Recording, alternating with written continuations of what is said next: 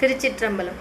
உருவாய் அருவாய் உளதாய் இலதாய் மறுவாய் மலராய் மணியாய் ஒளியாய் கருவாய் உயிராய் கதியாய் விதியாய் உருவாய் வருவாய் அருள்வாய் குகனே குருவாய் வருவாய் அருள்வாய் குகனே என் தாயும் எனக்கருள் தந்தையும் நீ சிந்தா குலம் ஆனவை தீர்த்தனையாள் கந்தா கதிர் வேலவனே உமையாள் மைந்தா குமரா மறைநாயகனே மைந்தா குமரா மறைநாயகனே. திருச்சிற்றம்பலம். நாயன்மார்கள் அருள் வரலாற்றில் இன்றைக்கு காரைக்காலம்மையாருடைய திருவரலாற்றினை தொடங்க இருக்கின்றோம். சிவ வரலாறு அப்படின்றே சொல்லலாம். காரைக்காலம்மையார் காரைக்காலை தன்னுடைய இந்த பூவுலகில் பிறப்பிடமாக கொண்டவர். புனிதவதியார் என்ற இயற்பெயர் கொண்டவர். எப்பேற்பட்ட ஒரு பிறவி அவருக்கு வாய்க்கப்பெற்றது என்றால், அவருடைய தந்தையார் அவருக்கு இப்படி அத்தகைய சிவப்பேறு அடைந்த ஒரு புண்ணிய ஆன்மாவிற்கு புனிதவதி என்ற ஒரு பெயரை அவர் வைக்கும்படி இறைவன் அவரை முதலேயே பணித்திருக்கின்றார். அப்படிப்பட்டவர் நம்முடைய காரைக்காலம்மையார். காரைக்காலம்மையாருடைய வரலாற்றினை விரிவாக பார்க்கும் முன்னர் திருத்தொண்டர் திருவந்தாதியில் அவருடைய வரலாற்றை சொல்லும் பாடல் நம்பியாண்டார் நம்பிகள் அருளி செய்தது 11ஆம் திருமுறையில் இடம்பெற்றிருக்கிறது. இன்னொரு தகவல், காரைக்காலம்மையாருடைய அவர் அருளிய படைப்புகள் சிவபடைப்புகள் அனைத்துமே 11ஆம் திருமுறையில் தான் இடம்பெற்றிருக்கின்றன. ஆனால் காரைக்காலம்மையார் காலத்தால் அவர் நம்முடைய மூவர் பெருமக்களுக்கும் முன்னே தோன்றியவர். அதாவது 3ஆம் நூற்றாண்டிலிருந்து 5ஆம் நூற்றாண்டுக்குள் அந்த இடைப்பட்ட காலத்தில் தோன்றியவர், அவதரித்தவர் நம்முடைய காரைக்காலம்மையார். இருப்பினும் தேவாரம் பாடிய மூவர் பெருமக்களுடைய அந்த படைப்புகள் தான் முதல் 7 திருமுறைகளில் உள்ளன.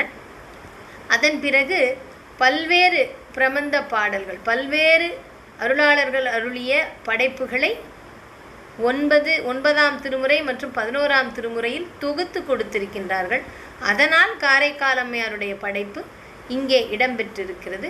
இவருடைய காலத்தோடு இணைந்தவர்கள் நாம் ஏற்கனவே நாயன்மார்கள் வரலாற்றில் சிந்தித்தவர்கள் என்றால் சண்டேஸ்வர நாயனார், அமர்நீதி நாயனார், மூர்த்தி நாயனார், இவர்கள் எல்லாரும் தேவாரம் பாடிய மூவர்களுடைய காலத்திற்கு முற்பட்டவர்கள்.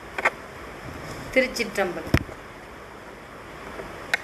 நம்பன் திருமலை நான் மிதியேன் என்று தாழ் இரண்டும் உம்பர் மீசை தலையால் நடந்து ஏற உமை நகலும் செம்பொன் உருவன் என் அம்மை என பெற்றவன் செழுந்தேன் கொம்பின் உருகாரை காலினின் மேய குலதனமே கொம்பின் உருகாரை காலினின் மேய குலதனமே. இறைவன் வீற்றிருக்கும் திருக்கையிலை காலினால் மிதியேன் என்று சொல்லி தலையால் நடந்து செல்வதே சிறந்தது. காலினால் செல்லும் பொழுது அம்மைக்கு வெகு சீக்கிரமாக கையிலையே அடைய முடியவில்லையாம். அதனால் தலையினால் நடந்தாளாம் காரைக்காலம்மை. அப்படிப்பட்ட ஒரு பெருமாட்டி, செம்பொன் உருவம் கொண்ட அப்பன் சிவபெருமான்.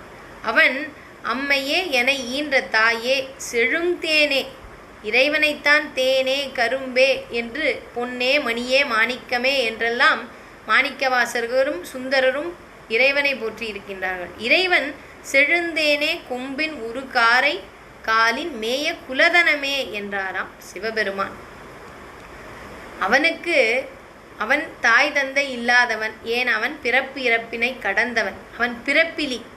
அப்பேற்பட்டவனுக்கு தானும் தாய் என்று அழைப்பதற்கு ஒரு ஆன்மா என்று சொல்லி காரைக்காலம்மையாரை அம்மையே என்று அழைத்தாராம் என்று பாடுகின்றார் நம்முடைய நம்பியாண்டார் நம்பிகள். அந்த நேரத்தில் உமையம்மை அருகில் இருந்தாள். தாய் என்பவள் யார்? அவள் தாரம் வருவதற்கு முன்னரே தாய் அல்லவா? அதனால் சக்திக்கும் தெரியாமல் இறைவனுக்கு தெரிந்த ஒரே ஒரு ஆன்மா என்றால் அது காரைக்கால் அம்மையார் தான். எப்படி ஒரு தாத்பரியத்தை இதற்குள் வைத்திருக்கிறார்கள் நம் பெரியவர்கள். ஏனென்றால் உயிர்கள் இறைவனை அடைய வேண்டுமென்றால் நம்முடைய அருட்சக்தியினுடைய அனுக்கிரகம் இருந்தால்தான் இறைவனை அடைய முடியும். ஆனால் காரைக்கால் அம்மையாரை இறைவன் இறைவிக்கு சொல்லுகின்றார். இறைவிக்கு, அதாவது இறைவனுடைய சக்திக்கே அவளையும் தாண்டி கடந்து சென்று இறைவனை அடைந்தாள் என்ற ஒரு பேற்றினை காரைக்கால் அம்மையாருக்கு நாம் சொன்னோம் என்றால் அதில் எந்த ஒரு குறைபாடும் இருக்காது என்று நினைக்கின்றேன். ஏனென்றால் அன்னையானவள் தன்னுடைய பிள்ளையை மற்றையவர்கள் தன்னை விட உயர்வாக சொல்வதை எந்த ஒரு அன்னையும் அதில் எந்த ஒரு குறையும் காண மாட்டாள். அப்படிப்பட்டவள் தான் நம்முடைய காரைக்கால் அம்மையார். அவளுடைய விரிவான வரலாறு. காரைக்காலிலே வணிகர் குலத் தலைவர், அவருடைய பெயர் தனதத்தன். அவருக்கு வெகு நாட்களாக குழந்தை பேர் இல்லை. பின்பு இறைவனுடைய கருணையினாலும் பெரும் தவத்தினாலும் ஒரு பெண் மகவு பிறக்கின்றது. அவளுக்கு புனிதவதியார் என்று பெயர் சூட்டுகின்றாள்.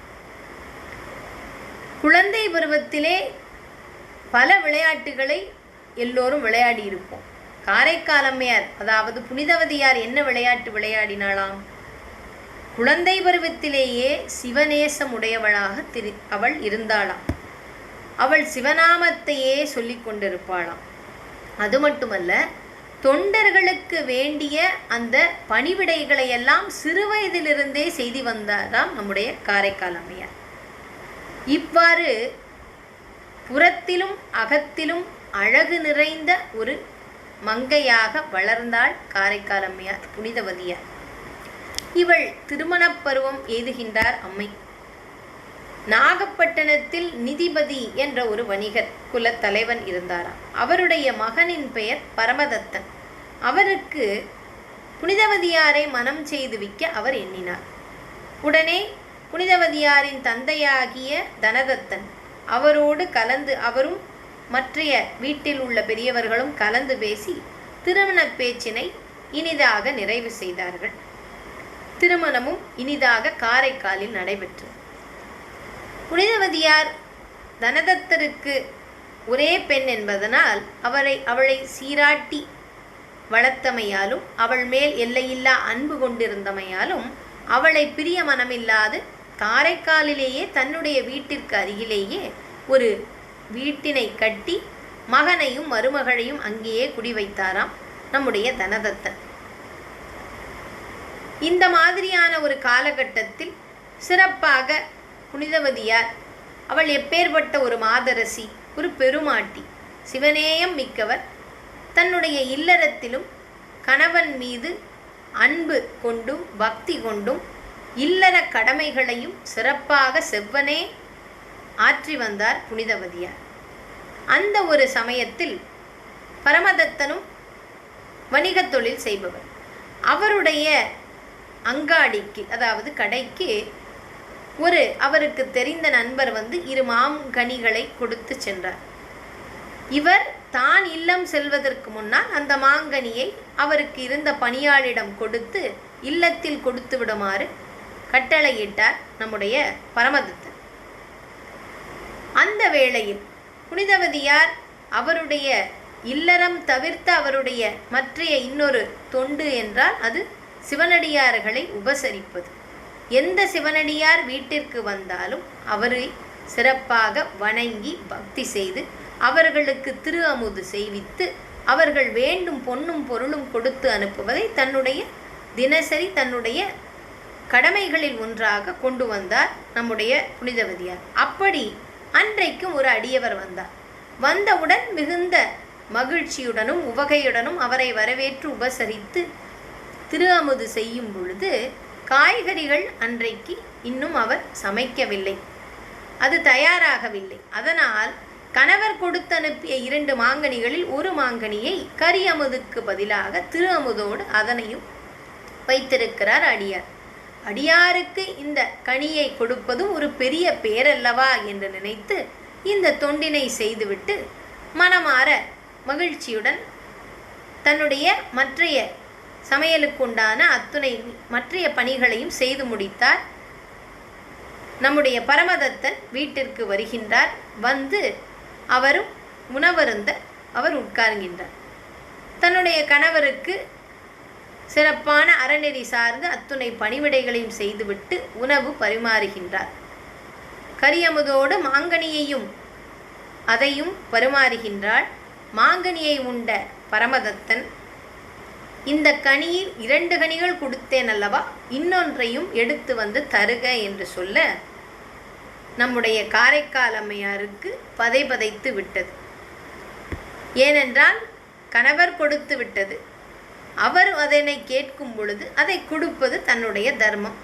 ஆனால் சிவனடியாருக்கு கொடுத்ததும் ஒரு பங்கமான செயல் அல்ல, அதுவும் ஒரு அறச்செயல். இருப்பினும் அதை கணவருக்கு எப்படி சொல்லுவது? கணவர் கேட்டு ஒன்றை இல்லை என்று சொல்ல அவளுக்கு மனம் ஒப்பவில்லை.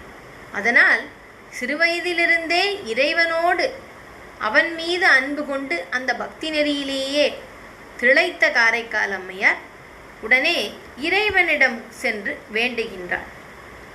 சிவனருளாயின் அவனருளால் இன்னும் ஒரு கனி, அவன் அருளால், அதாவது உற்றவருக்கு உதவும் பெருமான் என்ற ஒரு நோக்கில் சிவபெருமானிடம் கனியை வேண்டுகின்றாள். ஒரு மாங்கனி அவர் கையில் வந்து நின்றதாம். உடனே அந்த பழத்தை கொண்டு கணவனுக்கு இட்டாராம். அதை உண்ட பரமதத்தன், இப்படி ஒரு மாங்கனியை இந்த மூவுலகிலும் நான் உண்ணது இல்லை, அப்படி ஒரு சுவை இது நான் கொடுத்து விட்ட பழங்களில் ஒன்றாக இருக்காது, இது எவ்வாறு உனக்கு கிடைத்தது என்று சொல்லுவாயாக என்று சொல்லிவிட்டான். இது மேலும் அவருக்கு ஒரு குழப்பமான நிலையை கொண்டு வந்து விட்டது. அப்படிப்பட்ட ஒரு நிலையில் இருக்கும் காரைக்கால் அம்மையார் கணவன் கேட்டவுடன் உண்மையை சொல்லுவதும் தர்மம், அதே சமயத்தில் திருவருளை பற்றி இன்னொருவரிடம் சொல்லலாமா என்றும் அவருக்கு ஒரு ஐயப்பாடு. இருப்பினும் வேறு வழியின்றி சிவனருளால் இது கிடைக்கப் பெற்றது என்று சொன்னவுடன் பரமதத்தர் அவர் சாமானிய ஒரு மனிதர் தானே, அவர் உடனே அவருக்கு அந்த உண்மை, திருவருளின் உண்மை அவருக்கு விளங்கவில்லை. சிவனருளாயின் அவனருளால் இன்னும் ஒரு கனி கொண்டு வா பார்ப்போம் என்று சொல்லிவிட்டார். உடனே கற்புக்கரசியான அவர் அவ்விடத்தை விட்டு நீங்கி அடியாருக்கு எளியவனாகிய, முதலில் உற்றவனுக்கு உதவும் பெருமான், இப்பொழுது அடியாருக்கு எளியவனாகிய ஆண்டவன், அவனை சிந்தித்து இன்னொரு பழம் வேண்டும், இல்லையேல் என் உரை பொய்யாகும் என்று சொல்லிவிடுகின்றார். உடனே இறைவனுடைய அருளால் மாங்கனி ஒன்று அவருடைய கையில் வந்து விழுந்ததாம். அதை கொண்டு வந்து நாதனிடம் தந்தார். உடனே அவர் அதை கையில் வாங்கியவுடன் அந்த மாங்கனி மறைந்து விட்டது. அது மறைபொருள் அல்லவா, அதனால் அது எல்லோருக்கும் அது கிட்டாது. அப்படிப்பட்ட ஒரு தருணத்தில் அவன் அம்மையாரை பார்த்து அவனுக்கு என்ன சொல்வதென்றே தெரியவில்லை. ஏனென்றால் அப்பொழுதுதான் அவளுடைய இறைத்தன்மையை உணர்கின்றான் புனிதவதியாரின் கணவரான பரமதத்தன். இருப்பினும் இனி அவளோடு எப்படி அவளை மனைவி என்ற ஒரு ஸ்தானத்தில் வைத்து நாம் குடும்பம் நடத்துவது, இல்லறத்தை தொடர்வது என்ற ஒரு அவருக்கு எண்ணம் பதிந்து விட்டது. இருப்பினும் அதை வெளியில் சொல்லாது அவர் அங்கிருந்து சென்று விட்டார். சில நாட்கள் கழித்த பின் கடல் மீது சென்று வாணிபம் செய்து பொருள் திரட்டி வருகின்றேன் என்று சொல்லிவிட்டு சுற்றத்தவர்கள் பலரோடு சேர்ந்து மரக்கலத்தில் அவர் கடலில் பயணம் மேற்கொள்கின்றார் பரமதத்தன். இப்படி அவர் நினைத்த அந்த இடத்திற்கு சென்று பல பொருட்களை ஈட்டுகின்றார். அதன் பின் பாண்டி நாட்டில் உள்ள ஒரு துறைமுக பட்டணத்தையும் சேர்ந்தாராம். அங்கே அவர் ஒரு வாணிப பெண்ணை பார்க்கின்றார். அவளை மனம் செய்து கொண்டு அங்கே இல்லறம் நடத்துகின்றார் பரமதத்தன். அவர்களுக்கு ஒரு பெண் குழந்தையும் பிறக்கின்றது. அந்த பெண் குழந்தைக்கு தன்னுடைய குலதெய்வமாகவே வழிபடும் புனிதவதியாரினுடைய பெயரை இட்டு சிறப்பாக வாழ்ந்து வருகின்றார் பரமதத்தன். அந்த காலகட்டத்தில் வாணிபம் சென்ற ஆடவர்கள் அவர்கள் வருவதற்கு காலமாகும் என்பது நமக்கு தெரியும். அதனால் வெகுகாலம் காத்திருந்த புனிதவதியார் அதன் பின்பு அவருடைய தந்தையாகிய தனதத்தன் இந்த பாண்டி நாட்டில் தன்னுடைய மருமகன் இன்னொரு பெண்ணை திருமணம் செய்து அவர் இல்லறம் நடத்துகின்றார் என்பதை தெரிந்து விடுகின்றது. உடனே புனிதவதியாரையும் அழைத்து கொண்டு சுற்றத்தவர்கள் சூழ பாண்டி நாட்டிற்கு செல்கின்றார்கள்.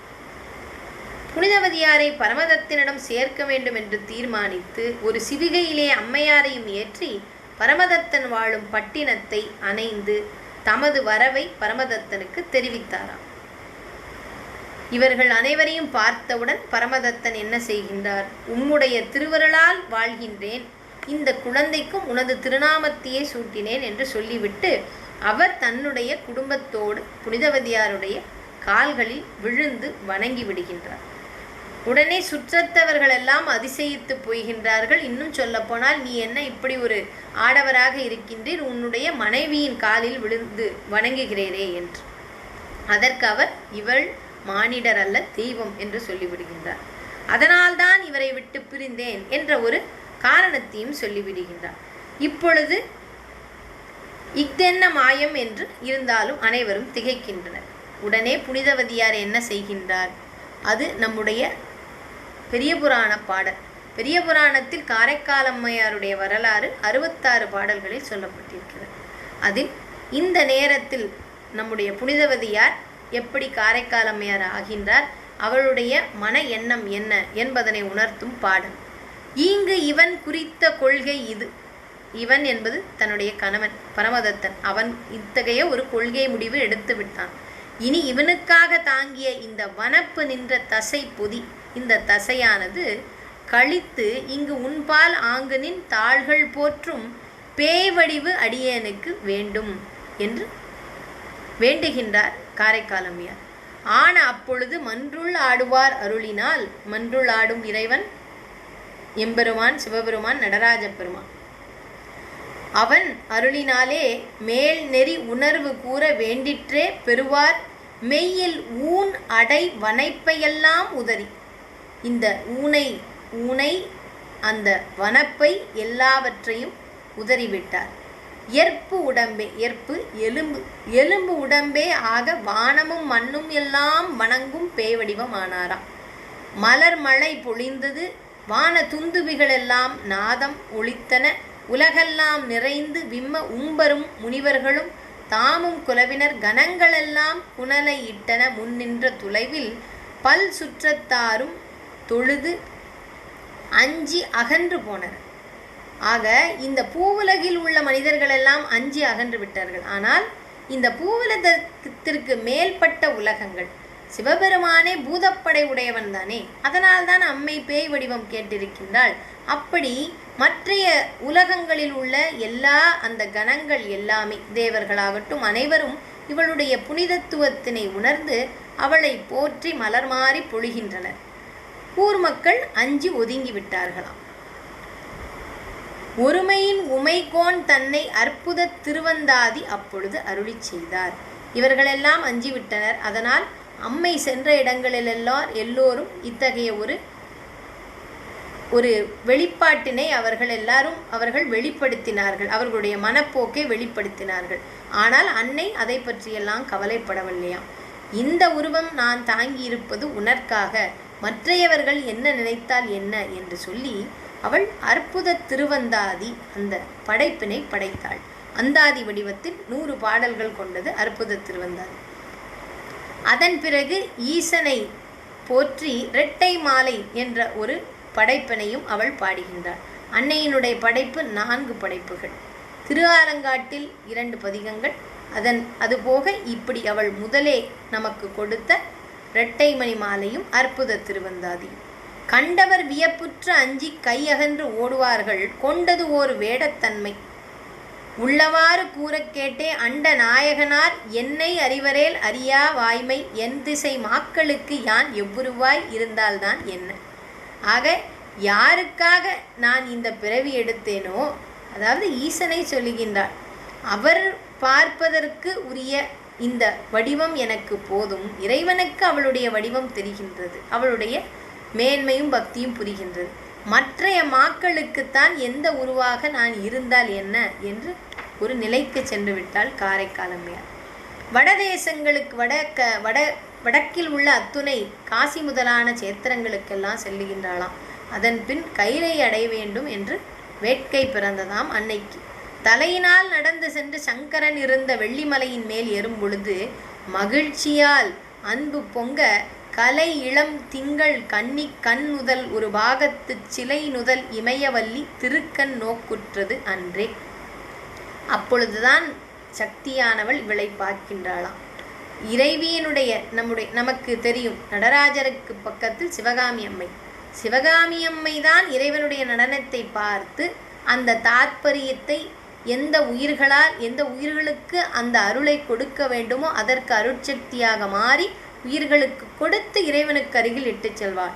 ஆனால் இங்கே கைலைக்கு செல்லும் வரை சக்தியினுடைய பார்வையிலிருந்தே தப்பியவள் நம்முடைய காரைக்கால் அம்மையார். ஏனென்றால் அவளுடைய வினை சார்ந்த அந்த உடல் அதனையெல்லாம் அவள் பூலோகத்தில் இருக்கும் பொழுதே இறைவனுடைய பேரருளினால் உதிர்த்து விட்டாள். அதனால் அவளுக்கு மாயை இல்லை, மலம் இல்லை. அதனால் அவள் நேரடியாக கைலாயத்திற்கு இறைவனுடைய சந்நிதிக்கே அவள் செல்லுகின்றாள். முதலாவதாக சக்தி அங்குதான் இவளை பார்க்கின்றாள். தம் பெருமானை நோக்கி தலையினால் நடந்து இங்கு ஏறும் எம்பெருமான் ஓர் எற்பின் யாக்கை அன்பு என்னே என்ன. எற்பின் யாக்கை எலும்பு உடலாக இங்கு வந்திருப்பது யார் என்று அம்பிகை அதிசயிக்கின்றாளாம். வரும் இவள் நம்மை பேணும் அம்மை கான் உமையே என்று உமைக்கு இறைவன் சொல்லுகின்றாள். கான் உமையே மற்ற இப்பெருமை சேர் வடிவம் வேண்டி பெற்றனள் என்று பின்றை அங்கு வந்து அணைய நோக்கி அம்மையே என்னும் செம்மை ஒரு மொழி உலகமெல்லாம் உய்யவே அருளி செய்தார். அம்மையே என்னும் செம்மை என்று ஒப்பற்ற ஒரு மொழியை இறைவன் காரைக்கால் அம்மையாருக்காக வழங்கினாராம் நமக்கு எல்லாம். அங்கணன் அம்மையே என்று அருள் செய்ய அப்பா என்று காரைக்கால் அம்மையார் மொழிந்து பணிந்து வீழ்ந்து எழுந்தாராம். சங்க வெண்குலையினாரும் எதிர்நோக்கி இங்கு வேண்டுவது என்ன, என்னிடம் என்ன வேண்டுகின்றாய் என்று இறைவன் கேட்கின்றாராம். இரவாத இன்ப அன்பு வேண்டும். பின் வேண்டுகின்றார் பிறவாமை வேண்டும், மீண்டும் பிறப்புண்டேல் என்றும் உன்னை மறவாமை வேண்டும். இன்னும் வேண்டும் நான் மகிழ்ந்து பாடி அறவா நீ ஆடும் பொழுது உன் திருவடியின் கீழே நான் இருக்க வேண்டும் என்று கேட்டாளாம். இப்படிப்பட்ட ஒரு வேண்டுதலை காரைக்கால் அம்மையாருக்கு பிறகு வேறு யாருக்கு இப்படி ஒரு வேண்டுதல் கிடைக்கும்? அப்படிப்பட்ட உயரிய ஒரு புண்ணிய ஒரு ஆன்மா சிவகதி அடைந்தவள். அதனால் நடராஜ பெருமானுக்கு திருவடியில் என்றைக்குமே மாணிக்கவாசக பெருமான் இருப்பார், காரைக்கால் அம்மையும் இருப்பாள். அவனுடைய நடனத்தை பார்க்கும் பேறு பெற்றவர்கள் இவர்கள். ஆலங்காடு அதனில் அண்டமுற நிமிர்ந்து ஆடுகின்ற கோலம் கான். ஏன்? இவள் பேய் வடிவு கொண்டாள். அதனால் அங்கே ஆலங்காட்டில் உள்ள அந்த நடனத்தை, இடுகாட்டில் ஆடும் நடனத்தை காணவா என்று சொல்லுகின்றான் இறைவன். திரங்கி என்று எடுத்து அங்கு மூலம் காண்பறியார் தம்மை மூத்த நற்பதிகம் பாடி ஞாலம் காதலித்து போற்றும் நடம் போற்றி நன்னும் நாளில் மற்றவள் கொன்றையினால் தம் திருக்கூத்து முன் வணங்கும் இட்டமிகும் பெரும் காதல் எழுந்து ஓங்க வியப்பு எய்தினாளாம். அந்த இறைவனுடைய அந்த நட்டத்தில் சுடுகாட்டினில் அங்கே ஆடும் அந்த திருக்கூத்தினை பார்த்து பெரும் காதல் கொண்டாளாம் நம்முடைய காரைக்கால் அம்மையார். வியப்பு எய்தினாளாம். எட்டி இலவம் ஈகை என எடுத்து திருப்பதிகம், அதுதான் அவள் அங்கே அருளி செய்த திருப்பதிகம். அதில் உள்ள சொற்றொடர்கள் எட்டி இலவம் ஈகை. கொட்ட முழவம் குழகன் ஆடும் என பாடினார்.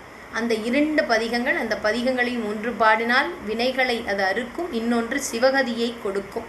ஏனென்றால் அவள் அந்த திருக்கூத்தினை நேரில் கண்டு காரைக்கால் அம்மையார் பாடியருளிய திருப்பதிகம் என்றால் அதற்கு ஒப்பான வேறு சிவகதியை பெற நமக்கு பெற்றுத்தரக்கூடிய பதிகம் வேறு எதுவுமே இருக்க முடியாது.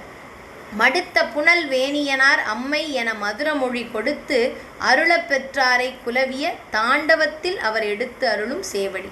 இறைவன் அங்கே 5 தாண்டவங்கள், இறைவனுடைய சபைகள் 5, அதில் ஒன்று திருவாலங்காடு. அங்கே அவர் தாண்டவம் ஆடுகின்றார். அது ஊர்த்துவ தாண்டவம். சேவடி கீழ் என்று இருக்கின்றாரை அடுத்த பெரும் சீர் பரவல் ஆர் அளவாயினது அம்மா ஆதியோடு அந்தம் இல்லாதவன்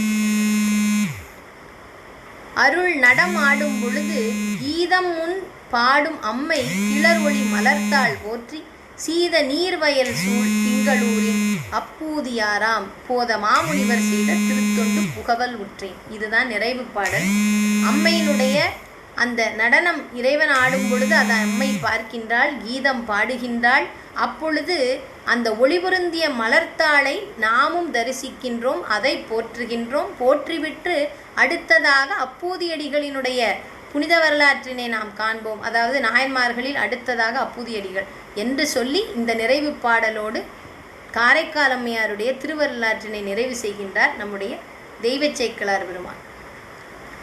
இப்பொழுது காரைக்கால் அம்மையாருடைய அந்த மூத்த திருவந்தாதி என்று சொல்லப்படும் அவர் திருவாலங்காட்டில் அருளி செய்த பதிகத்தில் ஓரிரண்டு பாடல்களை பாடி இன்றைக்கு நிறைவு செய்து, பின்பு அடுத்த பகுதியில் அற்புத திருவந்தாதி 100 பாடல்களை கொண்டது.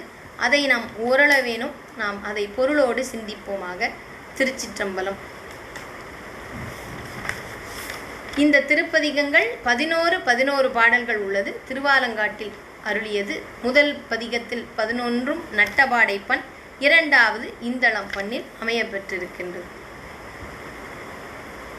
கொங்கை தீரங்கி நரம்பெழுந்து குண்டு கண்வெண்பர் குழிவயிற்று பங்கி சிவந்திர பற்கள் நீண்டு பரடுயர் நீழ்கனை காலோர் பெண் பேய் தங்கியலறி உலரு காட்டில் தாழ் சடையெட்டு திசையும் வீசி அங்கம் குளிர்ந்தனல் ஆடும் எங்கள் அப்பனிடம் திரு ஆலங்காடே.